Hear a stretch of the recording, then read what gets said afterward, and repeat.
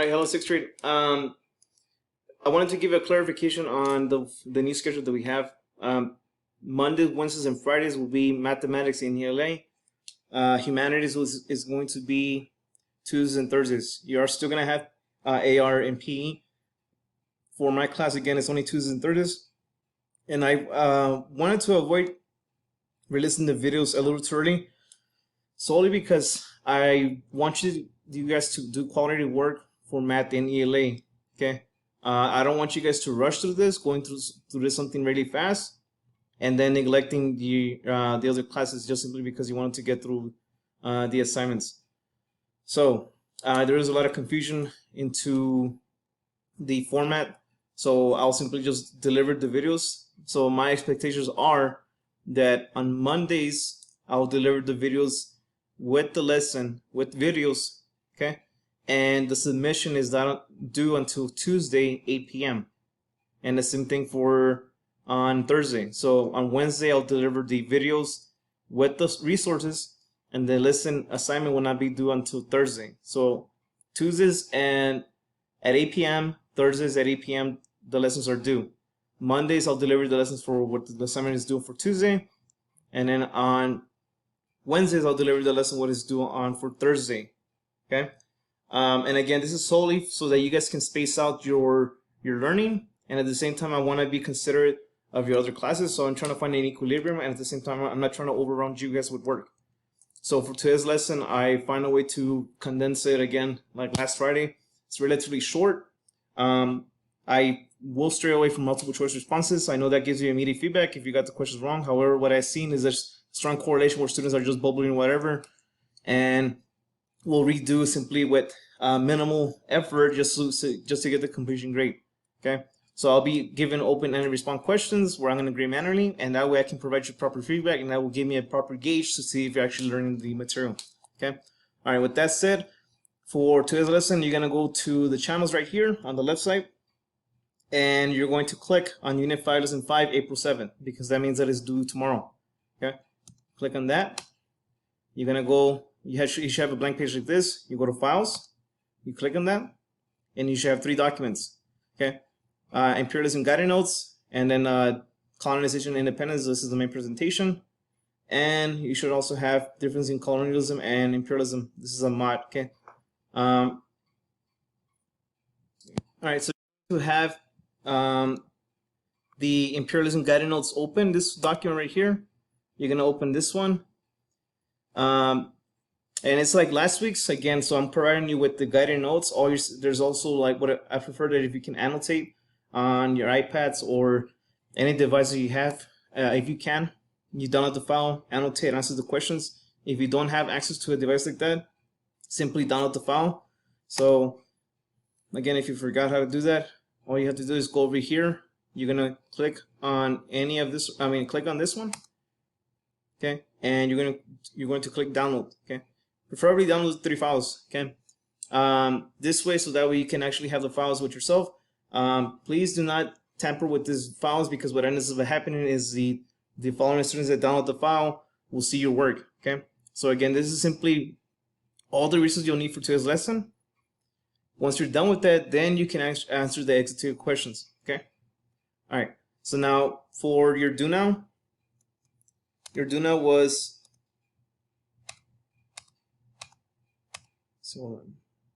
your do now question is actually in your guided notes. This time I know I typically have you guys write the title objective because of the size of the image. I wanted you guys to have a better view of it. Here's your do now question. So we have a political cartoon. The question is, what is the message of the political cartoon above, and why do you think the cartoonist created this cartoon? So I want you guys to pay attention to symbols. What symbols do you see? Look at every single word. Look at the individuals. Okay. What does the West mean? Think about regions when we talked about Europe. Okay. Now with that said, I want you guys to look at this cartoon, analyze it on your own, and I'll provide a thorough analysis of what I observed from this. Okay. So take about 5 to 6 minutes to analyze this political cartoon.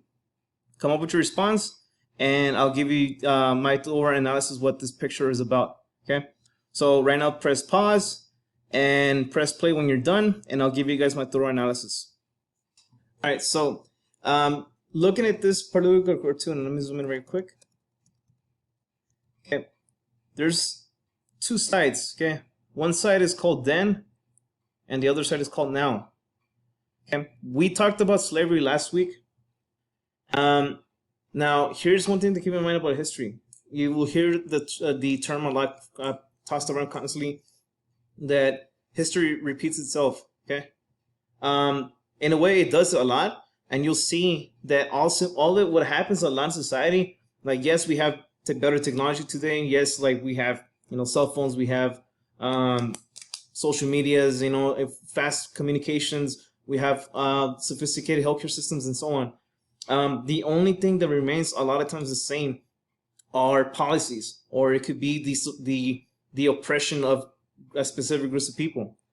So we already know that, and follow my cursor, we know that back then there was slavery. Okay, as you can see, this individual has a chain tied into his neck. Now we see this individual, he's labeled the West. By the West, it means the West is simply regarded as the regions that is highly developed. That means Western Europe, and because a lot of the colonies that were remnants from the West are part of the West, that will include North America. That means the United States and Canada. So those areas back then practiced a form of slavery called chattel slavery. Okay, and this was done, as you can see, this individual's holding a rifle. This is done like, hey, you will comply, otherwise I have this rifle and I can take your life. Okay, and that was done through force. That was back then.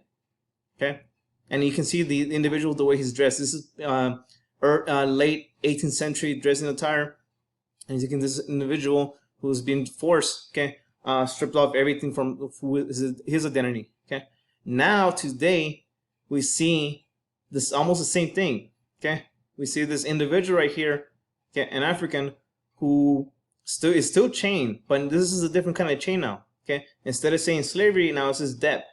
Debt means owing money. Okay, and they owe money to who? So if you follow the chain again, this is the archetype individual where you see an old individual like this in a business attire represents somebody that is affiliated with high powers of position when it comes to banks. Okay, and you can see him carrying a clipboard.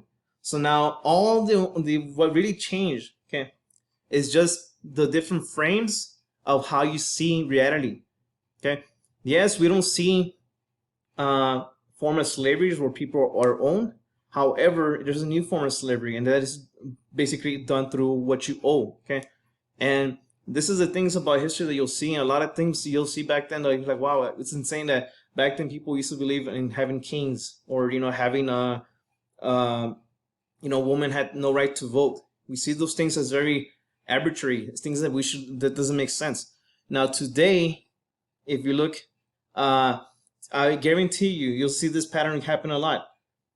As you get older, as like in 20 years, 30 years, okay, you'll see the things that happen today, and you see those things like, wow, that's insane that we were doing practices like that. And this is something that I want you guys to really keep in mind, that in history or in reality, there's practices that are going right now that later on, our perspective is going to change. Okay, so just keep that in mind. And again, this is all about interpretation through history. Okay, so this was the introduction into what colonialism and imperialism will be in Africa. Okay.